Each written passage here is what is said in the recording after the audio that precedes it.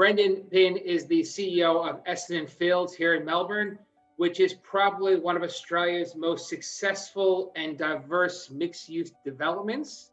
Everything from an airport to hotel to restaurants to a Coles supermarket and a Lamanas supermarket, a full DFO shopping center. Most car dealerships have a presence in Essendon Fields as well, and also a very big office park. So I'm really excited to talk to Brendan about what it's like to build, plan, and keep evolving such a mixed-use development, particularly in a market like we were having right now in 2020.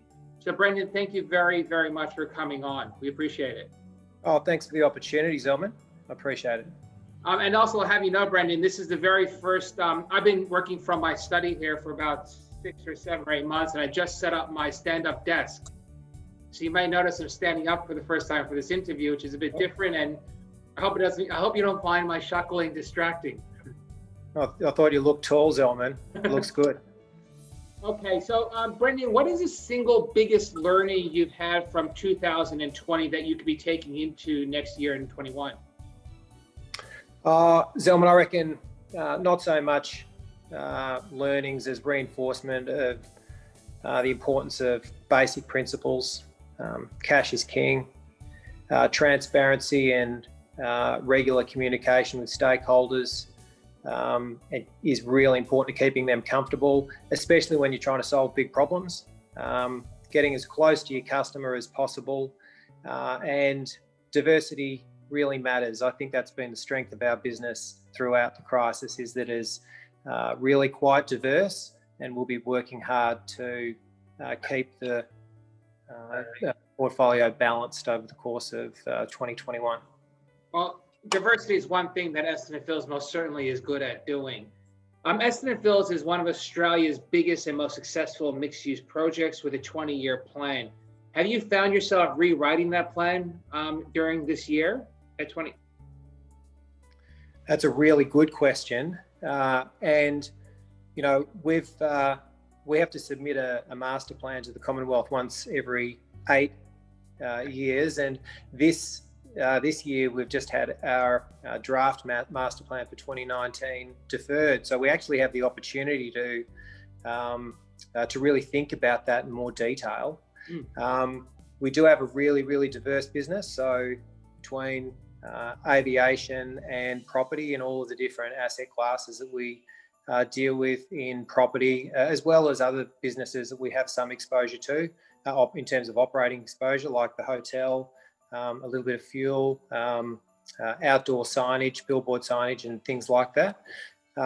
So again, it really gets back down to that conversation, or that point that I made earlier about diversity. We want to maintain that diversity as much as possible. In the current plan, from a retail perspective, you know, we flag our intention to build out the south of the site, which enjoys some of the best exposure of any retail land, I would have thought, in Melbourne. Moving on to office. In your own opinion, Brendan, what is the future purpose and needs of office going forward after the year we've had working from home? Things are definitely shifting in that space. I think some people say that they like the commute. I think most people would probably be attracted to avoiding it if they could. I don't think the cost and the time of commute would be enough reason for workers and businesses to ditch the office. I think people like offices. They want to be in that team environment with their colleagues. Different things are achievable when people are together. Communication is way more effective when it's in person. And I'm not convinced that organisations believe that their productivity is improved with remote working, even if, you know, some of their people would have them believe that that's the case. I'm sure that there'll be more flexible work arrangements going forward, and that's sensible to attract and retain people and to optimise work-life balance. So I think those things are really important. I expect that workplace formats are going to change as well, with lower densities likely. But I haven't really resolved, Zelman, how all of those things are going to net out. And we're just going to need to wait and see how that works. I don't think that we're about to run out and spec an office building anytime either soon. Soon either. So, we're seeing strong demand from organisations that are in industries, exposed to industries that are growing. Technology, agribusiness, government services, and at the risk of talking up our own book, I think that this is the time when suburban offices really come into their own. They're close to where people live. The reduced commute times go with that. Easy access, affordable parking, low-rise buildings where you can walk up and avoid the lifts if you prefer. Moving the conversation to air travel, when do you expect air travel to get back to the volumes that we were in 2019? And in the meantime, how are you planning to keep the airport running without many planes coming through? Oh, well, Essendon's been remarkably resilient, Zelman. It's been the number 1 or 2 ranked airport for air travel right the way through the crisis, and that's because of the mix of traffic that we have. It's very different to up the road at Tullamarine. So emergency services have been really steady, and in fact the police transitioned into a new fleet of helicopters, and were running both of their fleets for a period of time. They've introduced a new fixed wing aircraft. Medivac was pretty steady.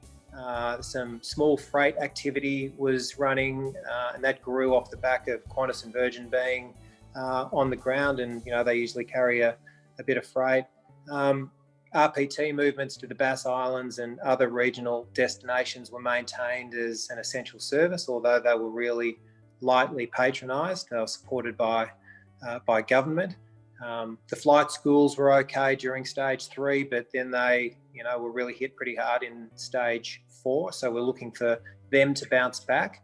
And the maintenance businesses have been pretty solid throughout as well. A lot of owners putting their planes in for services while they had the chance. And I think the last point on that would be from a regional perspective, and getting people back on those planes, supporting the 2 regional airlines that operate out of Essendon, Sharp and Link. That's all about border openings. We're hopeful that we'll see that this side of Christmas, particularly hopeful for that to happen in New South Wales, given that that Wollongong route, which was new, was really looking to be on the right trajectory. Brendan, what would you say is the biggest opportunity now? Oh, there's so many opportunities. Necessity is the mother of invention, and in a lot of cases the crisis has given people a reason to do something about those things that they should have been doing something about earlier. And there's no excuses now, so the innovators are really they've really got a green light, and they're going to be the winners. And of course, that extends to workplaces and overhead structures. And what a great chance for businesses to question why they're paying all that rent in the CBD, and see if they can come out to a suburban office market where their customer base might prefer to see them, and where their employees might prefer to work a little bit closer to home, and they can save a fortune along the way. Yeah, it's interesting how everything now is on the table. Anything could be acceptable. Profitability is the number 1 priority. There's a lot of opportunities in a market where there's a bit of chaos, particularly I see what I do with retail. All the changes is creating enormous opportunities for both landlords and tenants. Yeah. No, I agree with that. Good. Brendan, thank you very much for coming on to Lead the Way, sharing your insights, your learnings, and your lessons you had from this year and your plans for next. It's fascinating to hear how a project like Essendon Fields is managed from the top, and the future planning of where it goes to from here. Because as far as master planning goes and precincts, no one's done it better than you guys have done it by creating specialty precincts to work under one big master plan, and so successfully. So congratulations on the success you've had to date, and we look forward to seeing much more out of this in the future. Zelman, thanks very much for your time, and thanks for the opportunity. I really appreciate it.